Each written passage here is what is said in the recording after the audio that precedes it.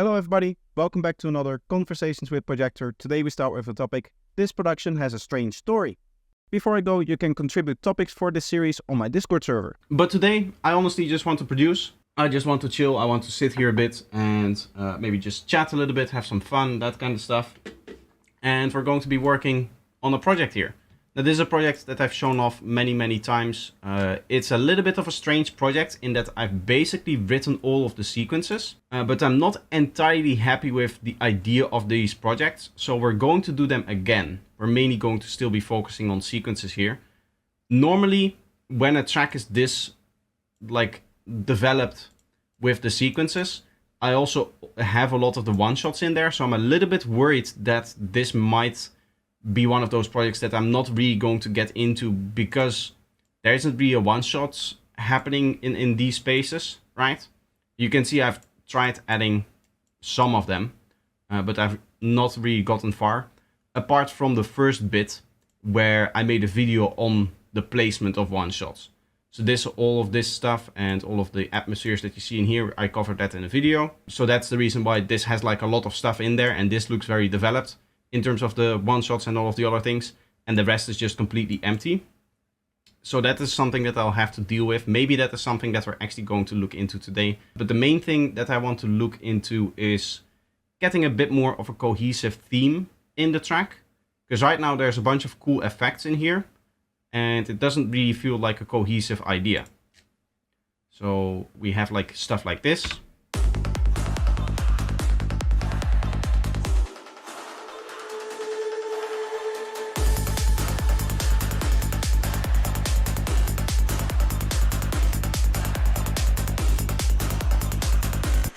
We have, I guess, this stuff here.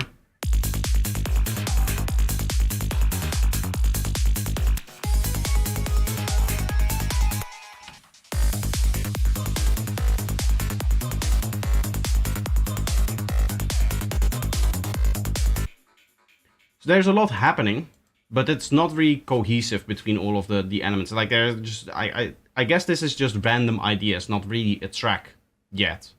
And I guess wrote it in a different way. I really focused on the sequences when writing, which I don't think, to be honest, looking back at it now, the way that I wrote this track is the best of ideas, maybe. Because as I said, the result is that I end up with a track that isn't really as cohesive as my other tracks.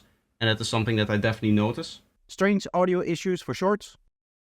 I have a few other things that we can quickly chat about. The main one is that I got some comments, and this is something that I noticed myself as well in a couple of my shorts, mainly when I was watching on phone. It doesn't seem to be, it's getting stranger with the day, but it doesn't seem to be the case with desktop if I play this short here.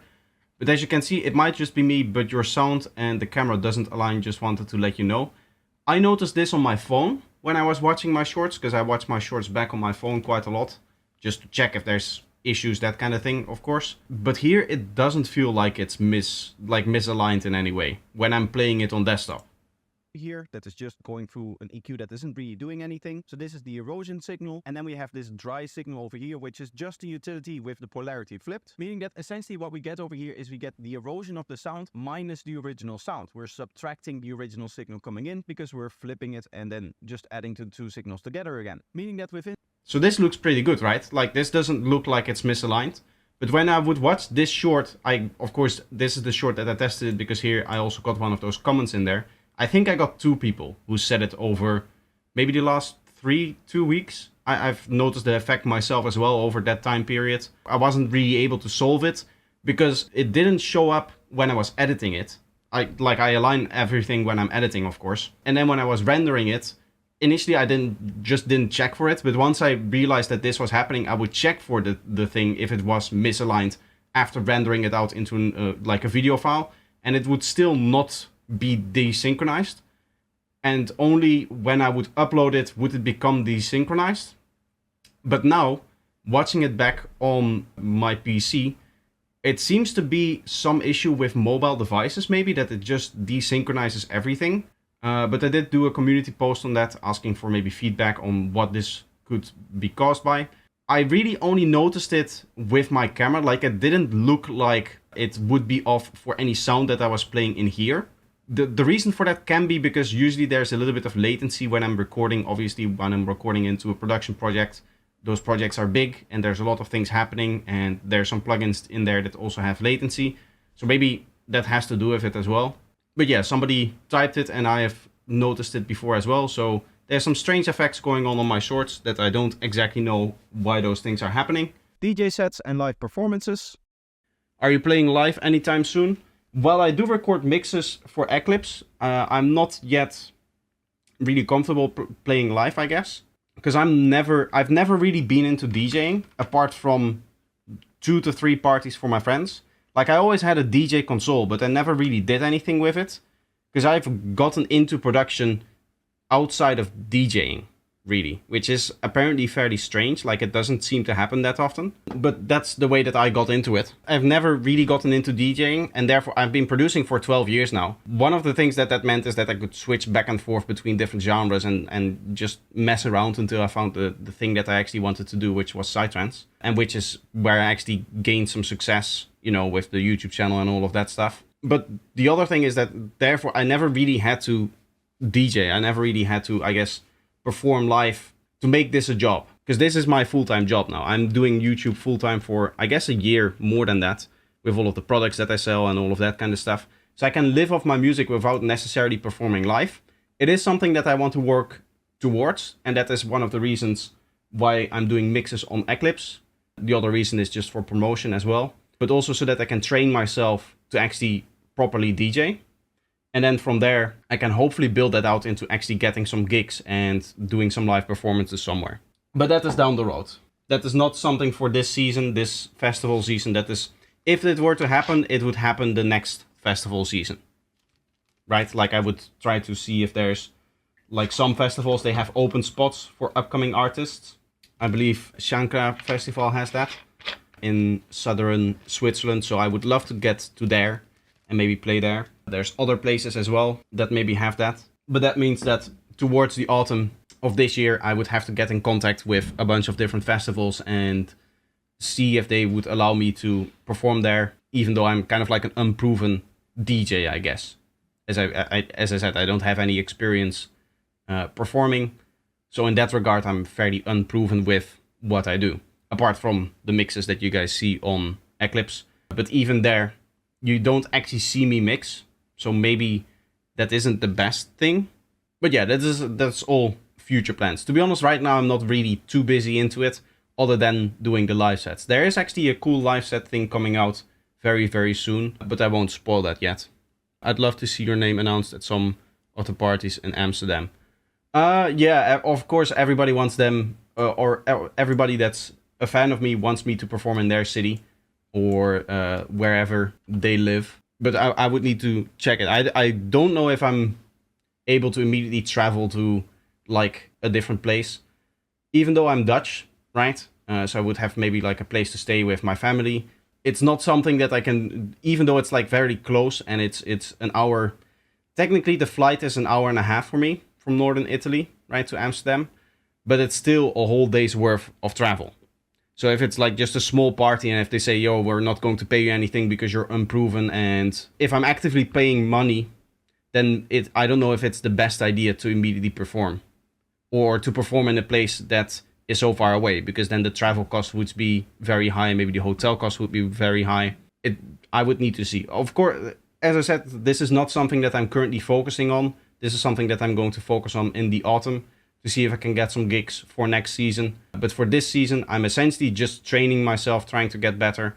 And then towards the autumn, when everybody books their artist for every festival, I'll see if I can get my name out there. I have then a whole bunch of sets that I can show, like, this is what I can do, right, on the Eclipse channel. So yeah, hopefully then I can get a few gigs somewhere and I can perform somewhere. You're in Italy. Isn't Looney Moon Italian? Switch to funky full on. When it comes to psytrance, one of the things that maybe hinders me is that I'm not one of those people that has been into psytrance for ages. So the name that you just mentioned, I have no idea who that is, or even what that is. If that's a festival, or if that's a person, if that's a DJ. I guess that will happen to any regard. but I've only gotten into psytrance in 2019, so I'm not familiar with like a lot of the history like a lot of the other guys. I believe like somebody like Das Glitch has been making psytrance for a decade plus now. So to be honest, for me, all of the different names, all of the different histories and that kind of stuff is something that goes a little bit above my head. It's a label, okay, yeah. I'm not really going to change up my style, no. I'm just going to do what I like to do and I'll see who appreciates it. And right now I have my own label, so I'm not planning on putting stuff out. At least for now, I'm not planning on putting stuff out on other labels. I want to focus on my own label thing and see if I can make that grow. We did recently hit 1,000 subscribers on Eclipse, so the growing is still going fairly fast. No prospects of slowing down whatsoever, which is nice. Just joking out, is there a local scene where you are? Not really. Like there's clubs where they play Goa Minimale, right? Which is the fairly minimal kind of Goa thing that isn't really the psytrance that I'm into. There's a few festivals. There's one lower south that I'm going to this year, WoW Festival, that I know of. There might be some more festivals, but Italy in general is fairly hostile to rave culture. With the newest administration, with the newest people that are in power in politics, they've become fairly hostile to the idea of rave culture. So that isn't really too big, I would say. Like if you go over the border into Switzerland, it is much bigger. Oh, that's crazy. I'm from Austria, I am assuming, not Australia then. Moving to DE in a month. We have a pretty dead scene here. The government hates it. Yeah, the same is true here. If you're an organizer of an illegal rave, you get 6 years in prison here, which is just wild. Post it on Discord if you land a gig. Yes, of course. If I have a gig, of course I will update you guys. I will also post it on my YouTube community post if I have a first gig, and even then, I hope that I can get to record the gig then, so it will eventually be posted somewhere for you guys to hear it. I don't know if that immediately means like a full movie or something like that, or even a camera present. Maybe it's just the audio and I'll put some visuals on top of that, or maybe like a picture that I take or something like that. But I'll have to see. Of course, anything that happens in regards to what I do in terms of music I will update you guys of that. I hate gigs. I don't know. As I said, I have no experience, so I cannot comment on that. I've always been a little bit scared, and even when it comes to the DJing that I'm now doing for Eclipse, I do prepare all of my live sets in advance, like the whole track list, what I need to play. Funnily enough, the one that I recorded yesterday evening, I did end up straying away from what I had initially planned. Like midway through the set, I decided like, hey, wait a second, if I take this track and maybe play this other track before it and then that other track after it, it will work better in terms of the transitions. And I just did that by knowing the tracks, because it's all my music, or not all my music, but it's half my music, and then the other half is all of the stuff from Eclipse. So I listen to that all of the time as well. Of course, we all kind of listen to each other's music all the time to give each other feedback and such. But I also already used all of the songs in other earlier mixes, and because I planned them meticulously, like I used to have Ableton Project where I just laid out the whole set and stuff like that. Even before I went into planning it into Tractor, where I would set up all of the cue points, all of the different parts where I would need to transition in, all of the different parts where I would need to transition out, all of that stuff. I would all set that up in before, so that essentially when it came to actually recording the live set, I had the minimum amount of decisions that I needed to make so that I could purely focus on trying to just nail the transitions, which is essentially what I'm training now, still. But so yesterday was the first time that I strayed away from that, and I actually felt really good doing that because the transition that came out of that worked really, really well. At least one of them. Maybe another one went a little bit like mid, but I'm planning another video on the whole DJing like thing that I've been doing, because if you guys have been around for a little while, I did make a couple of videos on DJing, but I just want to do like a little progress update kind of thing. I don't do comedy. Thought it was something in music production. You're not the only one. Somebody in the Discord also said that when I announced the stream. They were like, producing music and CO2 at the same time, what CO2 means. It's kind of funny. Maybe it's because I don't really usually have like comedic titles. Like the last stream had a comedic title and that stream went really well. right? I named it testing bit. It was the second stream testing Bitwig, so I named it testing Bitwig 2 Electric Boogaloo, which is like a reference to an old movie or something like that. To be honest, I don't even know. I just see it all the time, so I copied that. And since that worked out really well, I decided to just try to have a little bit more fun with the titles of my streams, because it doesn't really matter. Like, the title of a video really matters. I can show that if you guys want to see. Here you can see the graph of one of my recent videos. This is the stereo layer video. So this is the video. I named it, now it's named This is the Key to More Interesting Basslines.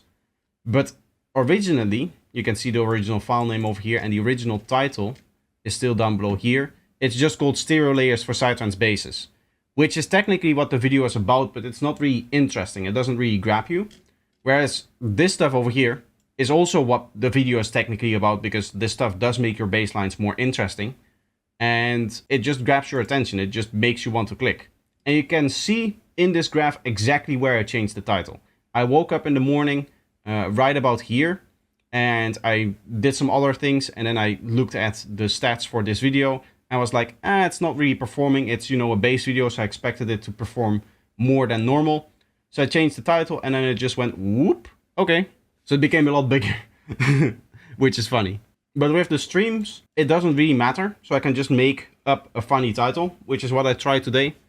But it doesn't seem like people are getting the joke, I guess.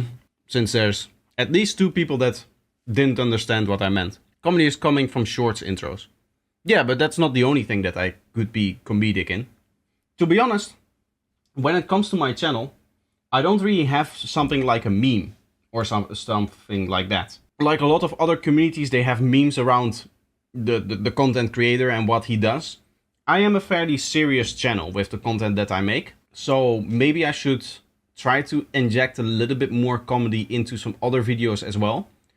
But I was hoping that at some point, maybe like 1 or 2 of the shorts would be born into a funny meme or something like that. I guess that just doesn't happen. Maybe that's just not the style of content that I'm creating that facilitates it. So maybe I should look more into doing that. And it is something that with the shorts, of course, I should get more experience with, just joking around with stuff. It is hard. I'm still not entirely comfortable just speaking normally on camera. Even when I'm sitting here, when I'm streaming, you guys can see that sometimes I have to think for a little bit. Sometimes I have to, you know, pause a little bit. Sometimes I have to say like, and then it takes a while for stuff to get out. Usually it doesn't really work well with comedy if you have to wait for 10 seconds for a joke and then think of a joke and then say it out loud, as opposed to just saying what's up or telling the joke straight away. I'm not really, I guess, the most comfortable person on camera. I'm not the most comfortable person talking. And another thing is, English is technically my 3rd language. Even though today it's the language that I use the most, it's still the language that I learned after Dutch and after Italian, really. I don't know, it's just an observation, I guess. I don't know if it even benefits my channel to be more comedic. It should, like having a meme that is recognizably you, but maybe I just need a bigger community for that to kind of develop naturally. I don't want to force it. I don't want to like force a joke into existence, of course. I don't think that that's a good idea. I don't think that good things come of that. I don't want to use hardware synths, actually. Not a MIDI cable inside.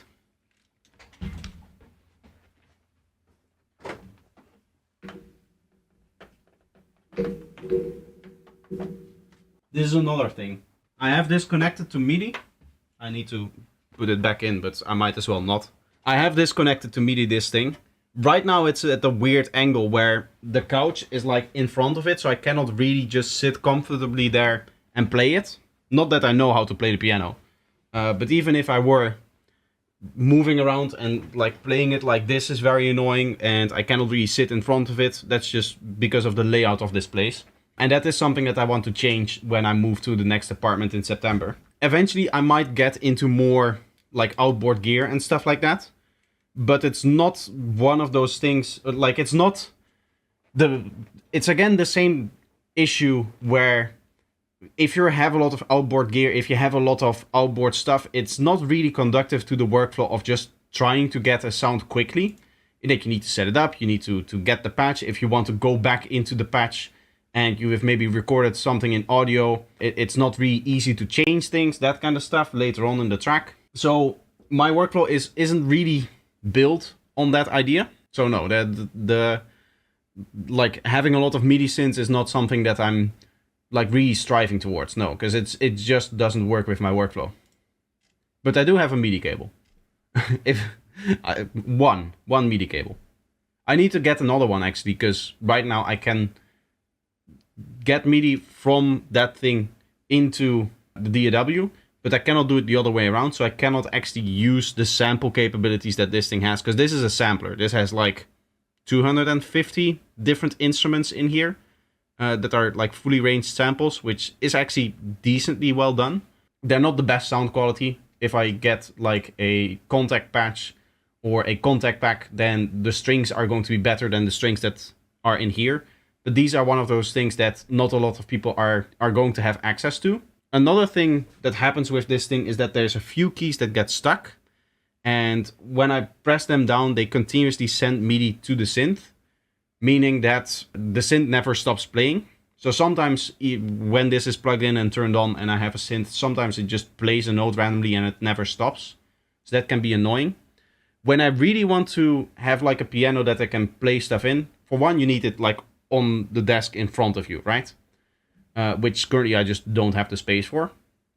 And secondly, you cannot have issues like that, where there's issues that actively harm your workflow, in the sense that when I press the wrong note here, I just like need to stop the synth. I need to either turn this thing off or yank the cable out of it, stuff like that.